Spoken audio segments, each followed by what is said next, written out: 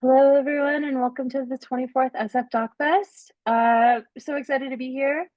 I'm Sarah Marie Flores. I curate the shorts programs for the festival, which is running between May 29th and June 8th, both virtually in your computer screens as well as in person in San Francisco at the Roxy and Vogue theaters. A huge welcome to our filmmakers from our Crafty Shorts block. So excited to have you all here and to have the chance to chat about your films. I would love to kick things off by having you introduce yourselves, tell us which film you're here with, what your role with the film was, and what the genesis of the project was for you. And we'll start off with Brandon. Hi, Brandon. Welcome. Hello, everybody. My name is Brandon R. Nicholas. I am the director and producer of Miss Honey the Catsuit. The genesis for this short doc was just following my curiosity of like, who was this person beyond this YouTube video that I think a lot of us know, which was, of course, amplified by Beyonce and her Renaissance album. I'm really passionate about archiving Black queer history and legacy. So I just was like, let me unearth whatever I can about this person, this fabulous person, right? So that there's more common knowledge around this Jamaican gay man beyond the Miss Honey of it all. So that was my genesis. It's lovely. Thank you so much for joining us. Hi, David. Welcome. Hello, thanks for having me. I'm David Neptune, producer, director, and cinematographer on Tiny Tree Concert.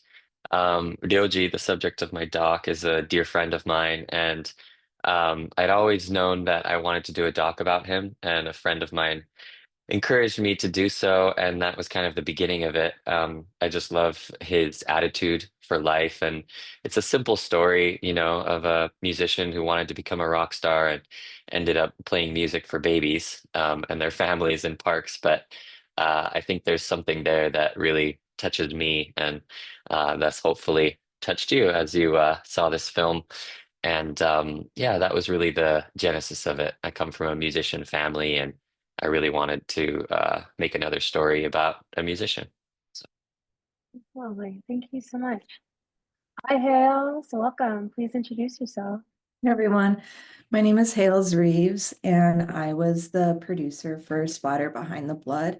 I was also the director of the stage production, which was going concurrently with the documentary. So I worked with Jack and Francesca on capturing everything about Splatter, held at the Annoyance Theater, which is a very prominent comedy theater in the Chicago scene. Lovely. Thank you. And welcome, Jack. Hi everyone, I'm Jack Stalter, and I worked with Hales on Splatter Behind the Blood. I was one of the directors of the video production and the editor for the film. And we made this because surprisingly they hadn't done it in like 30 plus years, and we decided to document the process of this yearly stage production. That's so awesome. Thank you so much. To jump back over to Brandon.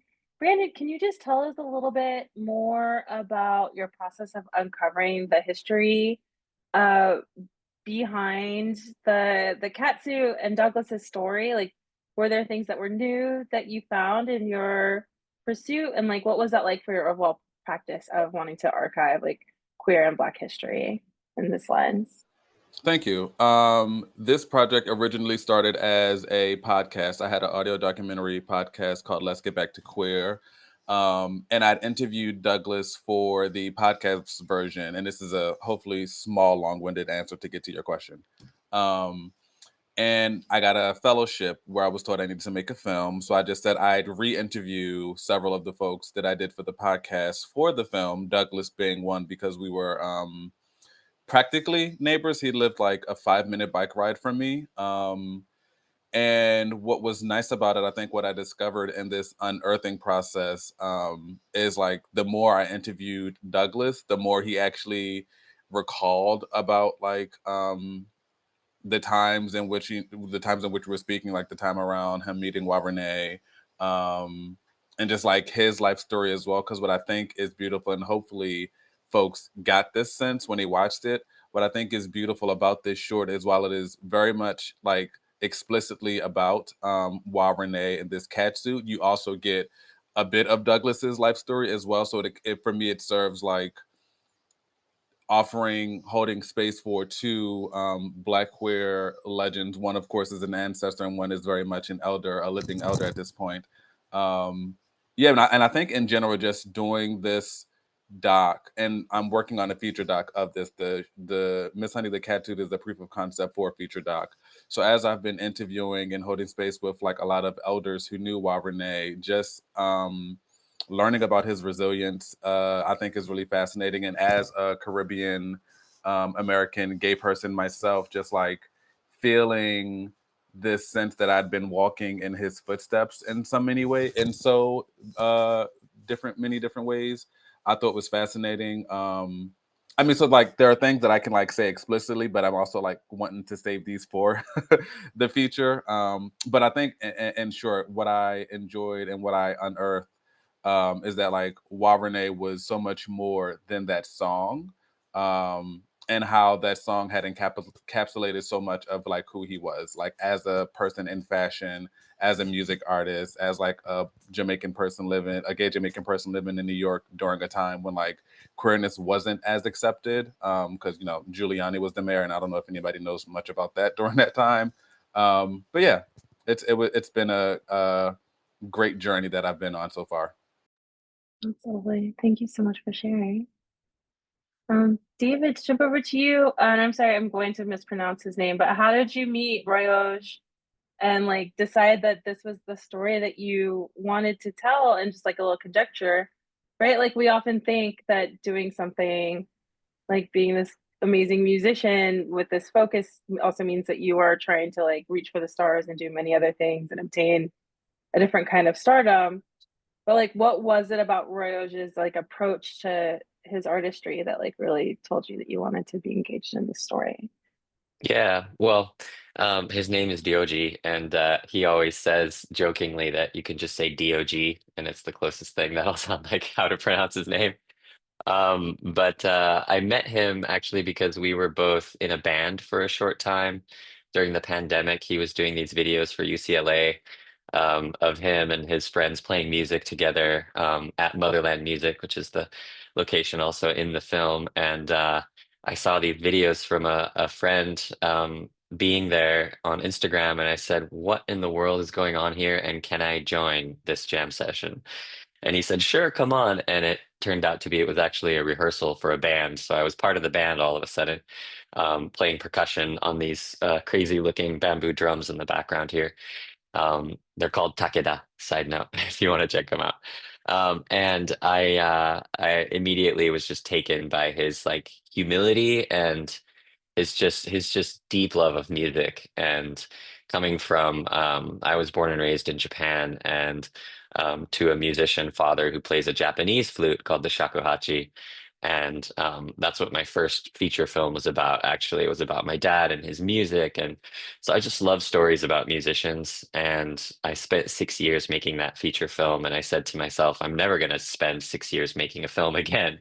So I wanted to do a short. And this just felt right because I knew that he had quite a journey, going through all of his dreams and really years and years of striving until he kind of found his niche, his place where he felt really good about these concerts that he was doing in parks for babies and their families. And I just thought that was such a sweet story. And honestly, the reason I did the doc was just the hook. It was like, I wanted to become a rock star and play stadiums, but now I play music for babies. And I just thought that one sentence was so good. And I wanted to just kind of expand on that. So it ended up being the smoothest and most streamlined documentary production I've ever been part of. And yeah, I'm really happy about that. It's awesome. Thank you.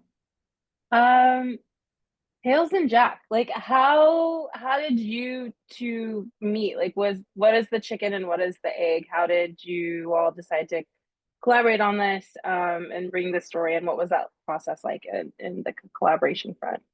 Yeah, I can start off with that, and Jack, feel free to fill in the gaps if I miss any. So the Annoyance Theater is, for context, a more oddball theater in the Chicago comedy scene. It's where kind of the freaks of performers go. It's going to be more alternative. And I had started interning there. Um, and watched Splatter for the first time. I stayed working at the theater because I just love the space it provided for, uh, I guess just like freaky people. Yeah. It's a very special place. And 2 years ago, I was in charge of all the practical effects for Splatter. So I've had a really long affinity for this show as it is the flagship show of the Annoyance. It's been running for going on 38 years now. Last year I got to direct it, and over my years of being very much obsessed with this show, I learned so much about the legacy of it and how it's going on, 4 decades of performers in a very prolific scene. And I just think it's very special to kind of capture that. No one has really talked about the history behind Splatter, the amount of people who have come and done this show and went on to do great things, but the show still remains as it is at the theater, and I just think that's so special. And then I met Jack through Francesco, who is my assistant director, and Lynn in the stage production. And Jack and Francesca just kind of ran with this idea I had of, what if we captured this very special, community within the comedy scene of Chicago? And they totally ran with it and killed it. So, Jack, anything else? No, the only thing is that this process was really how I learned about splatter. I had always like heard about it, but I had never seen it. Love horror movies, but I just had never gotten around to seeing it, even though I'd lived in Chicago for a few years.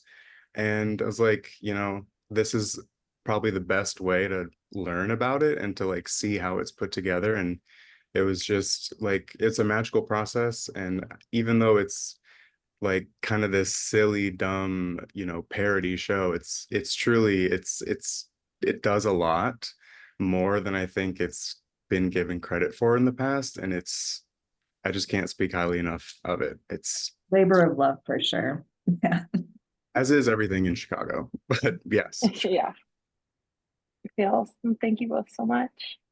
Um, Brandon, just to jump back over to you, I mean, I think it's one of the things that I think is so interesting about the day and age that we live in, right? Is that there's never been more ways to consume history or think about things and less ways to have it be contextualized. Does that make sense? Like there's so much rolling at us, but like we don't often know, oh, this snippet was in this like huge pop culture thing and it gets kind of erased into the history even through that, right? It fails, it ceases to be its own thing and now it's enveloped, I guess is the word I'm going to use, by some larger pop culture phenomenon.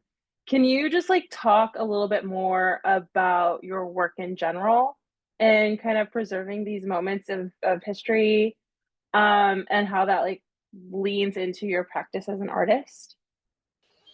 Yes, and that was a beautiful observation. So thank you for that.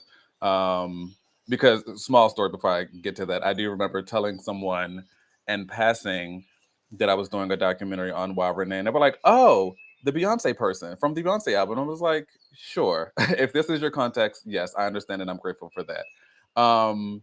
But I think my work and like passion for archiving Black queer culture and culture makers specifically stems from this like truth that I have in my head, which I think is somewhat common within the communities that I show up in, which is, and I think most of us can probably understand this to a degree.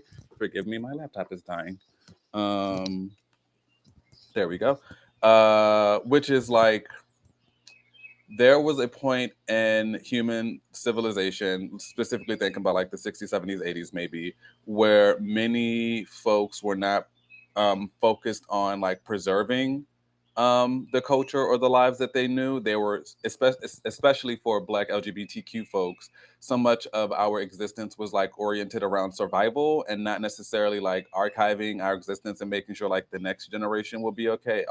Also considering that like a lot of lives were lost to the AIDS epidemic, right? And so just it is always just like sobering to think about like how many beautiful folks like Wa Renee, or even just like the folks who we do know, right? Like for every RuPaul, there's like somebody else who was probably just as great, if not greater than them, right? And so for me, it's really just like knowing that we still have folks who can speak to a time when we didn't have the devices socially and technologically to actually tell our own stories.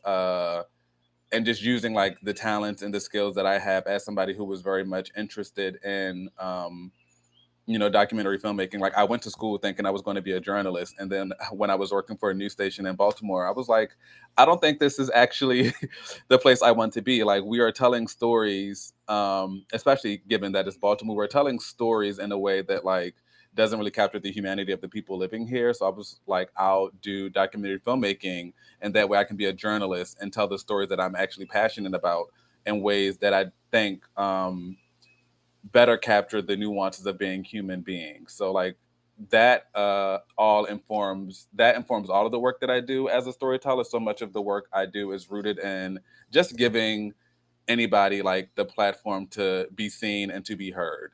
Um, and again, what I enjoyed about Why Renee is this like there is this like very surface level ceiling of we know this green wig, we know this catchy song that some of us have sung in like high school or college or however old we were when this like hit in the early aughts.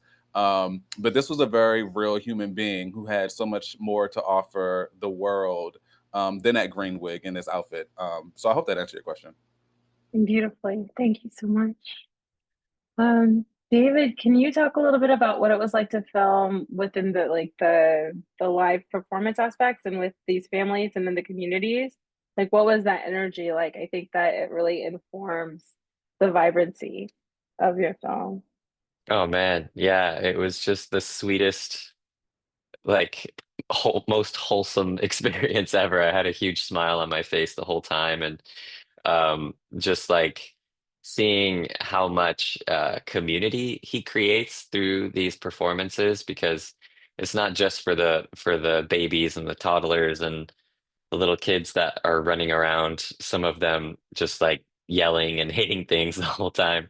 But it's like the moms and like the nannies and like all of them like connect, and it was really beautiful to see that sort of community feeling and what he's creating, because he is a real example of consistency, because he does this like 5 days a week, and as you can see in the film, like his car is packed to the ceiling with all these instruments from Motherland Music, and he just loves doing it. It's like a labor of love, like you guys said, making your film. It's like for him, this is his passion and his reason for living. And I also just really felt interviewing him that he is such a great symbol for, I think, the artist experience in terms of us, as filmmakers too. I'm sure you guys can relate. Like, we're our own worst critic. And I think for him, always wanting to be the best at some instrument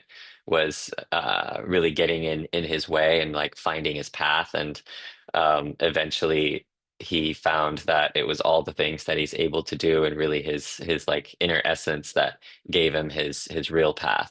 So I just love that that was the message that kind of floated up through making this doc. And um, yeah, it was such a great experience filming with him and all the families. It's so lovely. Thank you. You're welcome. Hales and Jack, what was it like bringing together so many different people that have a stake in Splatter? Like both like I mean Hales, you're like so in it, you're running the show, you're a part of this. But even for you, Jack, like as somebody who's like kind of new to this community, what was that like having everyone together? Like were there moments of like, well, this didn't happen this way? Like what was the tea who was fighting? Tell us. It was honestly really it felt like it seemed like it'd be a lot up top, like before we got into the interview process, like just hearing all the names, I'm like, this is gonna be an insane edit. But the more we got into it, the more it felt like they were all kind of on the same page, even though they hadn't like been around each other or like hadn't really talked about the show in years. Like they all had pretty consistent stories and they were all very like um they all had similar sentiments, like how it felt like a family, how it felt like it just kind of fell into place for them. And that was really cool to just hear. Um, yeah, it was a lot, but not as crazy as I expected. It was more just very insightful. Yeah, I don't know about Hale's experience though.